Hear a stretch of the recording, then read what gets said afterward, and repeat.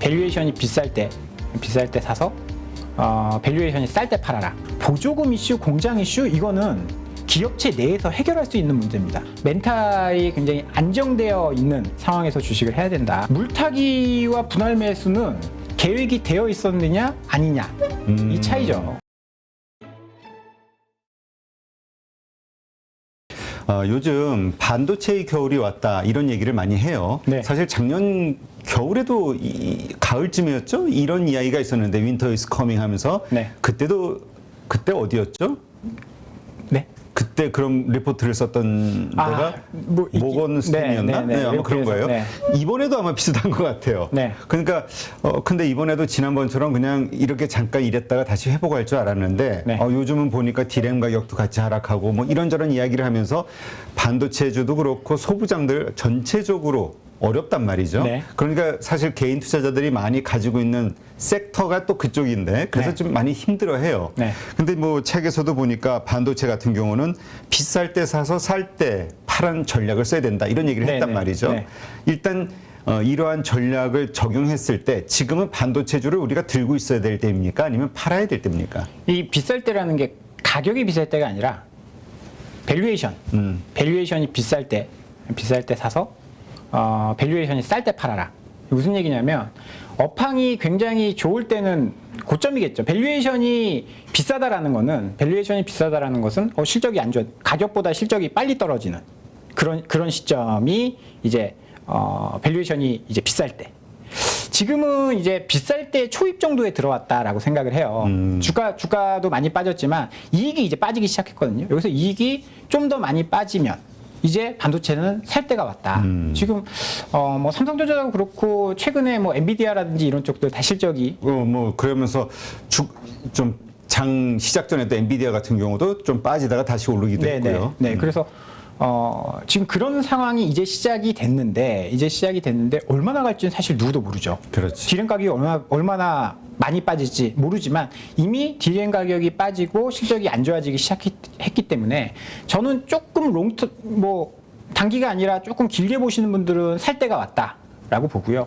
그런데 그게 뭐 2개 분기가 될지 3개 분기가 될지 알 수는 없는 거잖아요. 그래서 조금 더 내가 이게 바닥을 잡는 게 아니라 조금 올라간 다음에 사야 된다라고 말씀을 드렸잖아요. 이렇게 떨어진 거는. 그러면 두 가지를 보시면 될 것 같아요. 지금은 살 때이긴 한데 조금 더 내가 확인을 하고 들어간다라고 하면 디램 가격 빠지는 거를 좀 확인을 해봐야 됩니다. 디램 가격, 그러니까 반도체의 가격은 두 가지가 있어요. 현물 가격이 있고 고정거래 가격이 있습니다. 고정거래 가격은 뭐 이렇게 아마존이라든지 마이크로소프트 이제 큰 고객들한테 이제 직접 월 단위로 우리 한 달 동안 얼마에 반도체 사갈게. 이게 고정거래 가격이에요. 현물 가격은 그냥 이제 소매상에 넘기는 가격, 전자랜드나 이런 쪽 이제 용산 이런 데서 사가는. 그래서 전체 매출의 80~90%가 고정거래 가격입니다. 그래서 현물 가격보다는 고정거래 가격이 더 중요한데 고정거래 가격은 월마다 나오고 현물 가격은 계속 변합니다. 그리고 현물 가격은 고정거래 가격에 한 2~3달 선행하거든요. 그러면 현물 가격이 멈추는 걸 확인하고 반등하는 걸 보면 한 2~3개월 뒤에는 고정거래 가격이 또 올라가겠구나 생각해 볼 수 있는 거죠. 그래서 디램의 현물 가격이 올라가는지를 한번 확인을 해보면 좋을 것 같고요. 물론 이제 고정거래 가격까지 확인하면 좋겠지만 그러면 이미 주가가 그렇지. 올라가 있을 가능성이 높고, 두 번째는 애널리스트의 컨센서스 추정치, 애널리스트의 추정치가 멈추는지를 봐야 됩니다. 지금은 애널리스트가 이익 추정치를 계속 낮추고 있는 상황이거든요. 그렇죠. 근데 그 이익 추정치가 뭐 영원히 떨어지진 않을 거 아니에요. 그게 떨어지는 게 하락을 멈추고 그래 이익 추정치가 계속 횡보하네. 이 두 가지 정도를 확인하면 어느 정도 이제 사이클이 끝나가는구나, 하락 사이클이 끝나가는구나. 그러면서 아마 뭐 대장주가 먼저 올라오겠죠. 삼성전자가 먼저 올라올 겁니다. 그런 것들을 몇 가지 확인하면 저는 뭐 지금 삼성전자나 하이닉스나 뭐 다른 기업들은 뭐 좀 논외로 치고 소부장 일단 좀 지키고 일단 논외로 치고 밸류에이션 자체는 싸다라고 볼 수 있거든요. 뭐 PBR 1배 때, 하이닉스로 보면, 하이닉스로 보면 9만 원대니까. 네, PBR 1배 대가 어떻게 보면 이제 그 밴드의 하단이니까 거기까지 왔기 때문에 여기서 추가적으로 더 급락할 가능성은 높지 않다라고 봐요. 그러면 이익만 어느 정도 하향 조정이 멈추면 반등이 나오지 않을까. 저는 그렇게. 이건 이제 중장기적인 어떤 그런 그렇죠. 모멘텀을 생각하면서 가시는 분들이고 네. 트레이딩 관점에서 그러면 이제 또 이제 답답해 하시는 거고. 그러면 안 보셔야죠. 그렇죠. 그러니까 자기가 어떤 투자자이냐, 주식 투자자이냐 아니면 트레이더냐를 잘 네. 분간해야 된다. 이런 얘기를 많이들 하시더라고요. 뭐 제 책에는 사실 그거를 나누면 안 된다라고 말씀을 드렸거든요. 그래요? 네.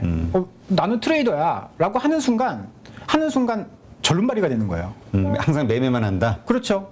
왜냐하면 트레이딩 관점으로도 봐야 되고 밸류에이션 관점으로도 봐야 되는 거예요. 굳이 내가 무기가 두 개인데 난 이거 잘한다고 한 손으로만 싸울 필요는 없잖아요. 내가 뭐 아웃복서 오소독스인데 뭐 아니죠. 그 뭐 왼손잡이 오른손잡이인데 오른손이 더 세다고 해서 오른손만 주구장창 때리면 뭐 권투에서 이길 수 있습니까? 그러면 이제 보통 그런 얘기들 하시죠. 계좌를 좀 나눠가지고 하나는 중장기 투자용으로 하나 가져가고 네. 하나는 좀 트레이딩용으로 네, 네. 좀 가져가자. 그런 것도 좋은 방법이죠. 이런 식으로. 네. 그래서 관점을 너무 한쪽으로 쏠리면 주식 투자하기 굉장히 어려워질 수 있어요. 왜냐하면 뭐 어떨 때는 트레이딩이 굉장히 잘 되는 시장이 있고 어떨 때는 가치 투자가 굉장히 잘 되는 뭐 그런 시기도 있는데 그거를 괜히 나눠버리면 나는 트레이딩에 특화돼 있어. 그러면 가치 투자가 잘 되는 시장에서는 손실 날 수밖에 없는 거거든요. 그래서 그러한 것들은 굳이 나눌 필요는 저는 없을 것 같다. 다 같이 두루두루 해야 된다. 그렇게 생각합니다. 알겠습니다. 그렇다면 지금 시장에서도 우리가 뭐 단기 매매 이런 걸로만 치중하지 말고 네. 양쪽으로 다 볼 수 있어야 된다. 그럼요. 알겠습니다. 일단 반도체 삼성전자는 뭐 주주가 600만 명이라고 하니까 개인 주주가. 네. 네, 하여튼 많은 분들이 고민이실 텐데 지금 뭐 5만 전자가 다시 돼버려 가지고 뭐 실망하시는 분들도 있고 6만 원에서 왔다 갔다 하니까 그러나 어쨌든 지금은 들고 있으신 분이라면 네. 버텨야 된다. 그렇죠. 굳이 9만 원대도 받는데. 짜증나니까 네. 버리고 딴 거 갈아타려고 하시는 분들도 있기는 해요. 근데 그게 사실 내가 여기서도 먹고 저기서도 먹고 이건 좀 욕심이거든요. 뭐 물론 이제 현실은 여기서 잃고 저기서도 잃고. 그러니까 그럴 가능성이 있기 때문에 그냥 버티라는 말씀을 드린 거고 여기서도 잃고 저기서도 잃으면 복구하기가 그렇죠. 정말 불가능해집니다. 사실 가만히 있어도 삼성전자 걱정은 연예인 걱정 같은 거라서 그렇죠. 시간이 지나면 올라올 텐데 괜히 여기서 놓쳐서 올라가 버렸다? 그러면 다시 사기가 굉장히 힘들어져요. 이게 경험이 있으신 분들은 시장에 오랜 경험이 있으신 분들은 이 간단한 것을 이해를 하고 믿으시기 때문에 그냥 버티거든. 네. 근데 이제 새로 들어온 주린들 같은 경우는 네. 이걸 못 믿는 거라. 네. 왜냐면 경험이 없으니까. 이게 정말 그렇게 될 수 있을까? 확신이 없으니까 불안하고 불안한 가운데서 심리가 흔들리니까 옆에 잘 나가는 주식 보면은 자꾸 옮겨 타서 손실을 복구하고 싶은 마음이 생기는 거죠. 그게 다 욕심 때문이고 기본 원칙을 안 지켜서 그래요. 분할 매수, 분할 매도, 포트폴리오 구축, 분산 투자 이게 잘 되어 있다면 예를 들어서 10종목 있는데 삼성전자가 그중에 10개 중에 하나고 나머지가 몇 개 있어서 그 나머지가 올라가고 있다라고 한다면 버틸 수 있는데 야 삼성전자 좋대. 그래서 삼성전자 사서 떨어지니까 또 사고 올라가는 거 팔아서 삼성전자 또 사고 이래서 포트폴리오가 기형이 되어 있기 때문에 그렇게 조급한 거거든요. 그래서 진짜 옛날 어른들 말 틀린 게 하나도 없다 그러잖아요. 주식에도 이제 기본을 지키는 투자를 했으면 그런 조급증은 뭐 좀 안 겪을 수 있지 않았을까라는 생각을 좀 해봅니다. 알겠습니다. 하여튼 삼성전자, 하이닉스 들고 있으신 분들, 반도체 소부장 들고 있으신 분들 한번 잘 생각해 보실 만하고요. 그 다음에 이제 또 요즘 우리 대표 산업이기도 하지만 또 가장 논란이 되고 있는 것 중에 하나가 인플레이션 감축 법안으로 인해서 피해를 보게 된 어떤 현대차와 기아 같은 이 자동차주들 이것을 어떤 관점으로 봐야 될 것이냐. 들고 있으신 분들도 이거 지금 이제 팔아야 되지 않냐. 25년서부터나 뭔가 우리도 그 보조금을 받을 수 있는 상황이니까 공장이 완성되는 대로 그럼 올해는 그럼 23년, 24년 이렇게 뭐 계속 못 받는다고 하면 경쟁력 떨어지는 거. 그렇다면 지금 팔아야 되는 거 아니냐. 이렇게 생각하시는 분들도 있거든요. 뭐 거기에 대해서는 사실 저는 동의를 못 하겠고요. 보조금도 매우 중요하지만 그 차를 만드는 경쟁력이 저는 훨씬 중요하다라고 생각을 해요. 현대차가 안 됐었던 이유는 차를 못 만들었기 때문입니다. 과거에는. 현대차가 왜 차를 못 만들어? 잘 만들었잖아요. 잘 만들었는데. 그런데 그 잘 만든다 못 만든다라는 건 잘 달리는 차가 아니라 소비자한테 필요한 차를 못 만들었던 거죠. 뭐 제 책에도 있지만 저는 현대차가 가장 바보 같은 짓을 한 게 아슬란을 만들었다라는 겁니다. 아슬란 아세요? 글쎄요. 기억 안 나세요? 기억이 안 나요. 현대차가 제네시스를 분리해 놓고 예전에 아주 예전에 제가 참 이 바보 같은 짓을 했다 생각하면서 저도 그때 샀던 차가 있는데 네. 그때는 마르샤. 맞습니다. 소나타와 네네, 그게 그랜저 중간에 네. 뭔가 이상한 차를 하나 네. 만들어가지고. 아슬란은 그랜저보다 윗단계 차거든요. 그러니까 그런 것 같아요. 이 조직이라는 게 그렇잖아요. 뭐 여기 시청자분들도 조직 생활 많이 하셨겠지만 조직의 논리로 돌아가는 게 많아요. 그렇지. 소비자의 논리가 아니라 현대차가 이렇게 성장할 수 있었던 것은 그랜저 소나타 아니었겠습니까? 그렇죠. 그랜저 소나타가 엄청 잘 팔리면서 그거 만들고 그거 담당했었던 사람들이 다 위에 있을 거 아니에요. 그러면 그 사람들의 머릿속에는 세단뿐이 없었을 겁니다.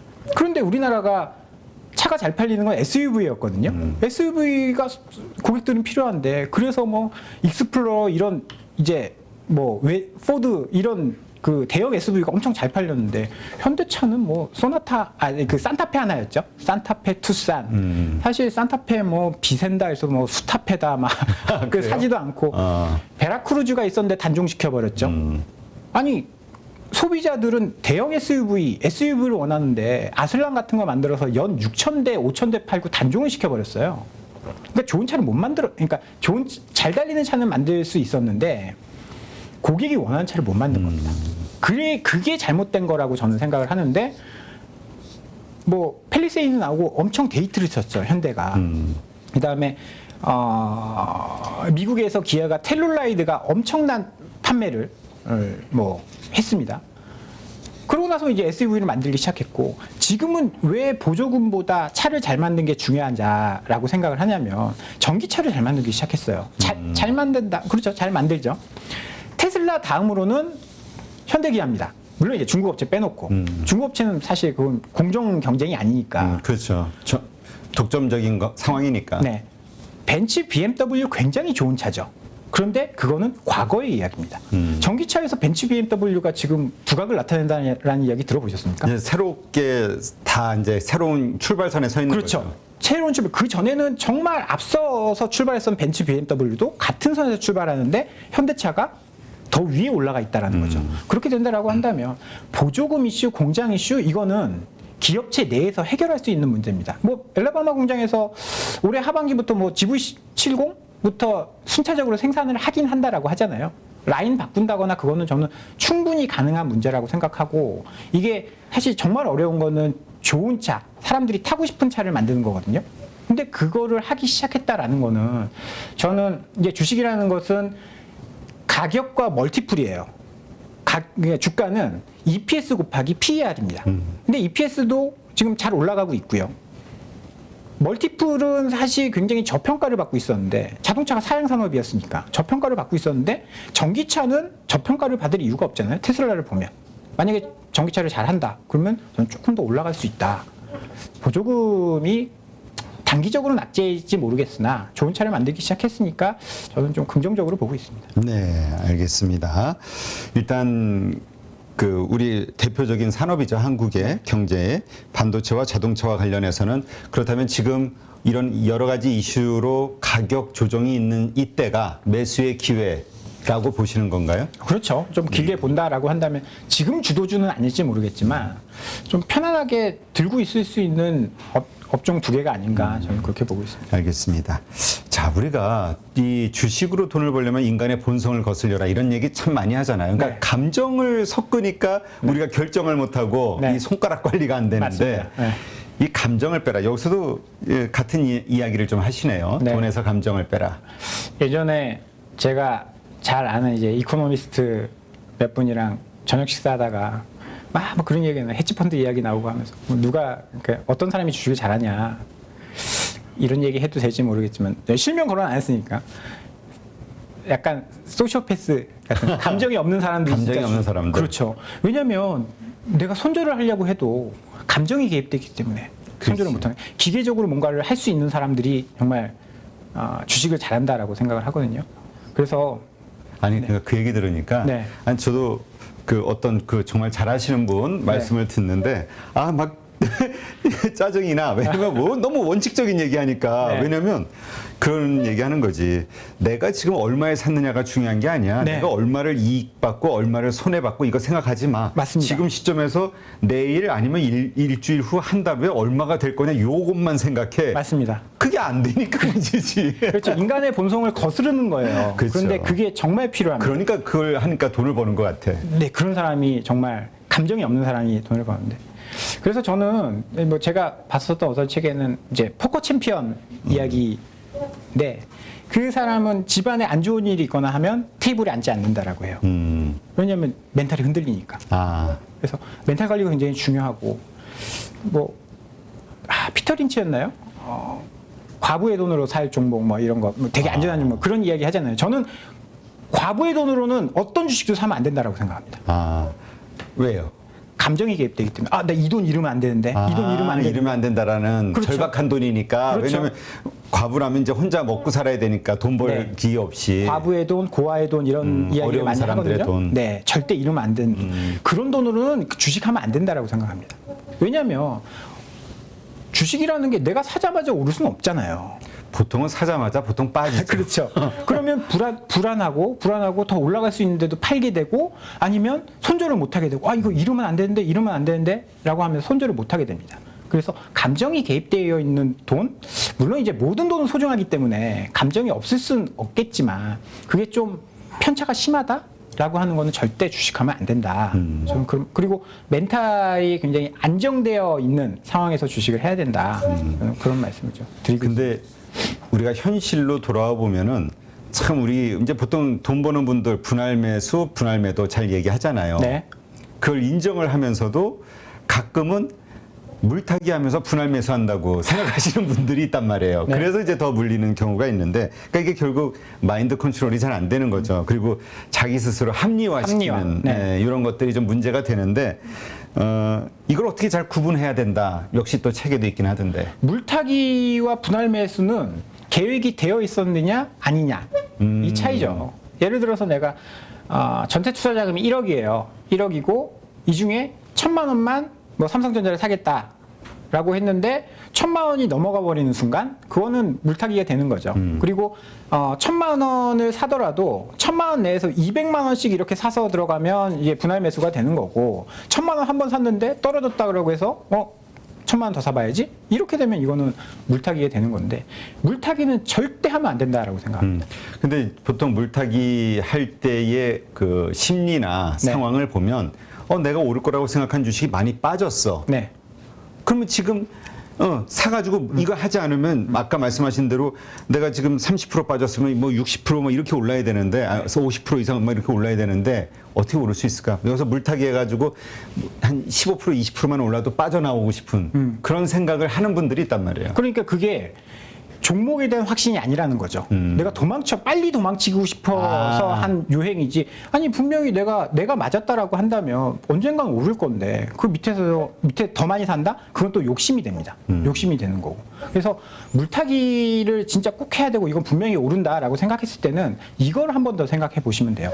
내가 이 종목을 안 샀다라고 가정을 하고. 왜냐면 모든 사람들은 이제 편향적인 생각을 하거든요. 내가 산 종목은 오를 것 같고 내가 판 종목은 떨어질 것 같습니다. 그런데 그 편향을 제거하고 그 시점에서 제로 베이스에서 이 종목을 다시 분석을 해봐서 그때도 너무 좋다라고 하면 뭐 일부는 물타기 해도 되겠지만 대부분의 종목들은 이유가 있습니다. 여기서 40% 50% 떨어진 종목들은 떨어진 이유가 있다. 네. 그럼 거기서 다시 분석을 해보면 그때 생각과는 좀 다른데? 라는 것들이 분명히 있을 거예요. 그렇기 때문에 물타기는 안 됩니다. 절대. 뭐 무조건 오른다 치더라도 불타기는 괜찮아요? 저는 불타기는 괜찮다라고 보는데 아까 얘기하신 추세 매매. 그렇죠. 근데 그것도 두 가지 정도 오류가 있을 수 있어요. 자기 일에 너무 확신하는 그리고 또 하나는 포트폴리오가 망가질 수 있다는 겁니다. 분산 투자 계속 말씀드리잖아요. 분산 투자. 근데 불타기에서 몰빵한다? 그거는 굉장히 뭐 원칙을 위배하는 거기 때문에 그러니까는 자신만의 투자 원칙을 좀 세우고 네. 그대로 해야 된다. 네. 이게 좀 우리가 그래도 돈을 벌 수 있는 확률이 높아진다. 이렇게 잃지는 보는 않겠죠. 적어도. 왜냐하면 시장은 이런 말하면 또 혼날 텐데 항상 우상향 했거든요. 하고 혼나요. 뭐 망설여? 시장 우상향 하거든요. 네. 시장 우상향 합니다. 왜냐하면 기업들이 계속 돈을 벌기 때문에 시장은 우상향 하는데 결국은 시간이 해결을 해주는 거기 때문에 해결해 주는 거기 때문에 잃지 않으면 버티고 그러니까 아주 잡주를 갖고 있지 않아요. 근데 솔직히 분석해 보면 아주 잡주를 갖고 있어도 몇 년에 한 번은 기회를 준단 말이에요. 그러면 시간이 지나면 올라오는데 내가 만약에 손실이 50%, 60%, 70% 이렇게 나서 게임이 종료가 된다. 그랬을 경우에는 복구할 방법이 없는 겁니다. 투자해서 수익을 내는 것도 굉장히 중요하죠. 수익 내기 위해서 하는 건데. 그런데 게임이 빨리 종료돼 버리면 기회조차를 상실해 버리기 때문에 잃지 않는 게 중요하다. 그 잃지 않으면 이게 누구나 그렇게 생각하죠. 네. 절대 잃지 말아야 된다. 네. 그래서 정말 더 잃기 전에 손절을 잘해야 된다. 뭐 이런 얘기도 있고. 근데 현실은 그렇지 않단 말이에요. 잃는단 말이에요. 네. 근데 이제 책에서는 그 가장 큰 원인을 목표 수익률에 의미를 좀 두신 것 같아요. 네, 목표 수익률이라고 했지만 욕심. 그러니까 사실 주식 투자하면서 얼마 수익률을 얻고 싶어라고 할 때 잘 대답 많이 벌면 좋지. 이게 대부분인 것 같아요. 뭐 그렇게 겸손하게 이야기하시는 분도 있고 대부분은 상한가 한번?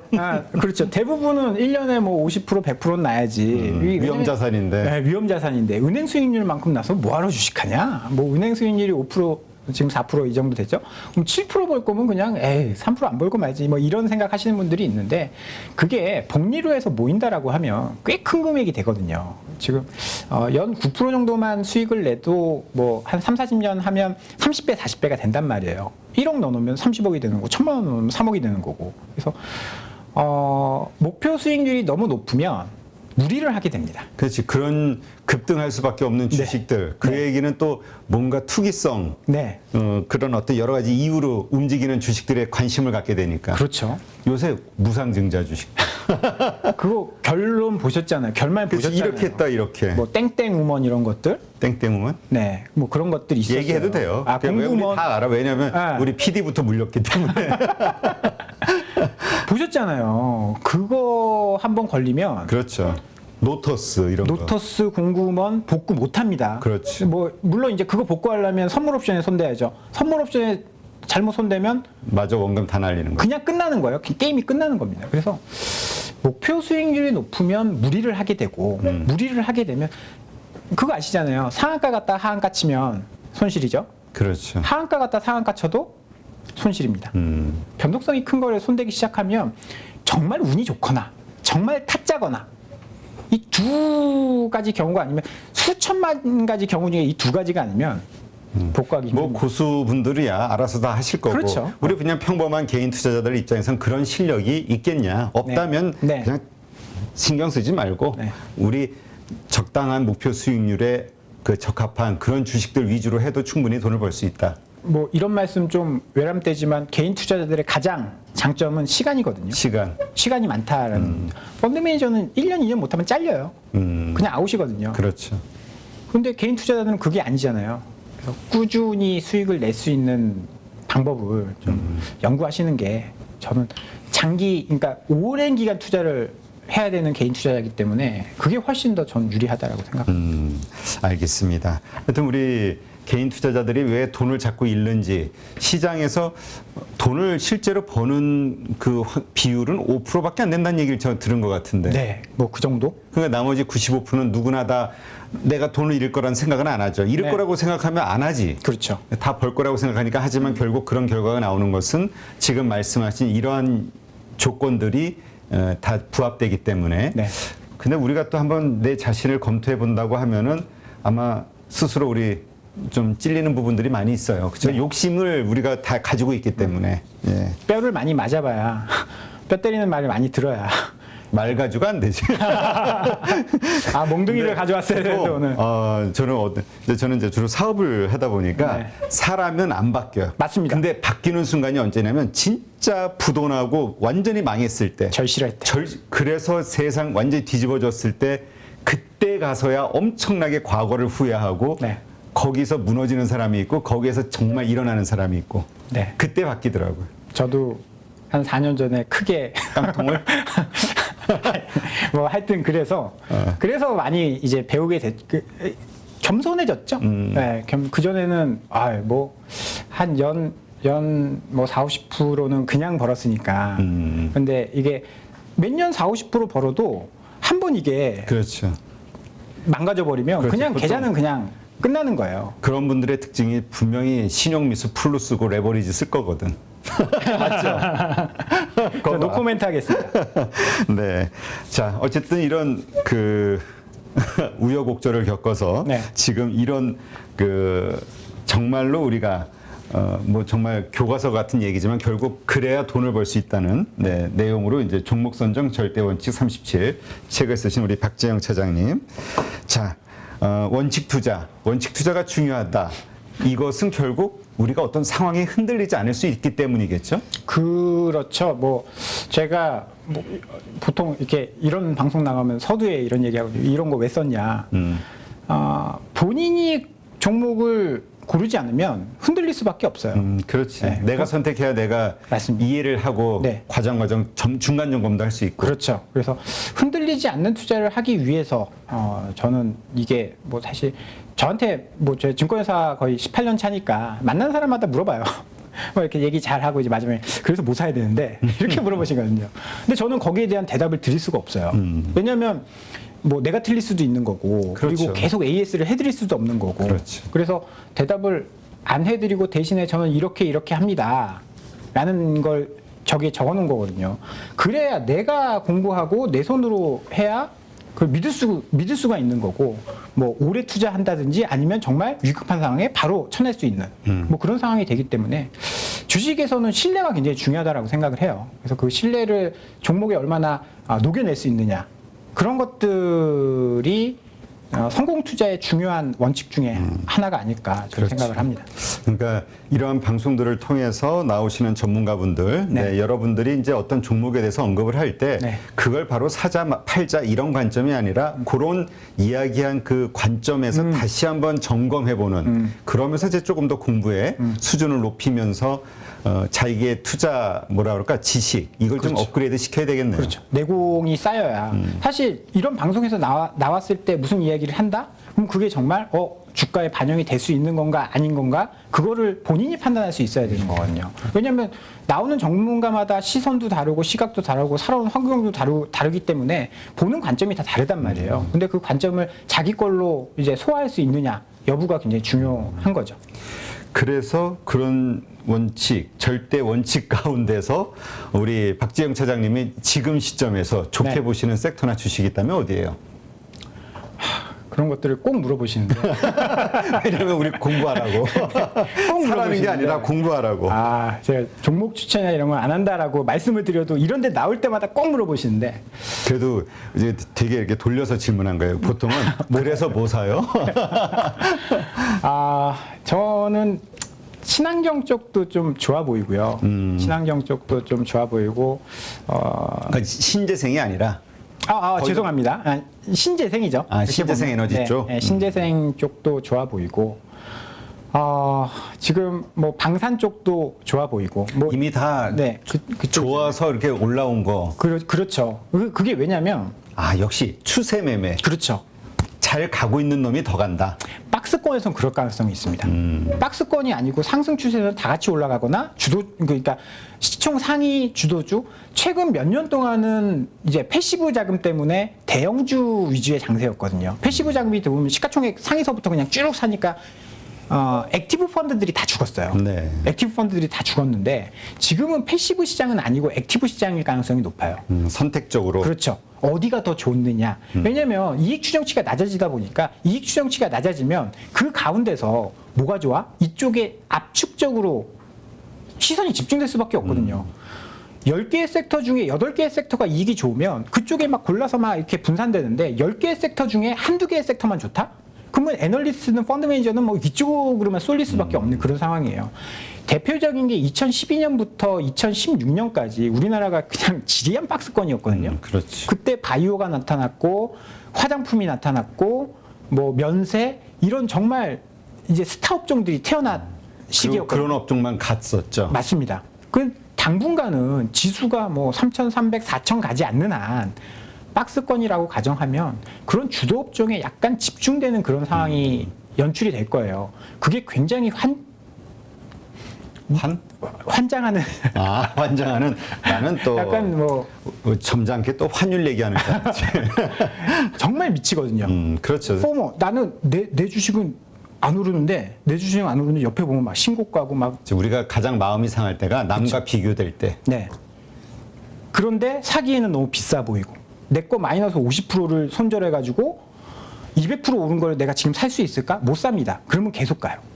그런 시장이기 때문에 저는 주도주들이 계속 갈 거라고 봐요. 근데 그 주도주가 뭔지는 사실 조금 이제 그러니까 계속 공부를 해야죠. 계속 쫓아가 보고 제가 최근에 봤을 때는 주도주들만 계속 올라가는 시장이었어요. 그리고 잠깐 조정받을 때는 뭐 오늘 같은 뭐 반도체가 올라올 때도 있었지만 잠깐이었고 다시 빠지고 주도주만 계속 올라갔습니다. 저는 이런 시장이 좀 뭐 될 것 같고요. 사실 이유는 붙이기 그렇죠. 나름이거든요. 신재생이 좋았던 게 작년, 재작년 안 그랬냐? 그때도 그랬었는데 주가 그렇죠. 떨어지거든요. 근데 투심이 이쪽으로 몰리다 보니까 그런 거기 때문에 지금은 아마 철저하게 주도주 중심으로 움직일 지수는 묶어놓고 주도주 중심으로 움직일 가능성이 저는 좀 있다라고 봅니다. 알겠습니다. 네, 이렇게 해서 박재영 차장님과 종목 선정을 어떻게 할 것인지, 그리고 우리가 투자 기준, 원칙을 어떤 식으로 세워야 돈을 벌 것인지 말씀을 나눴고요. 아마 많은 분들에게 생각해 볼 수 있는 여러 관점을 주시지 않았나 생각이 됩니다. 오늘 이렇게 좋은 인사이트 고맙습니다. 감사합니다. 누구나 1시간 안에 200개 종목에서 좋은 종목을 고를 수 있는 그런 능력을 배양할 수 있도록 제가 도와드리려고 그렇게 하고 있습니다.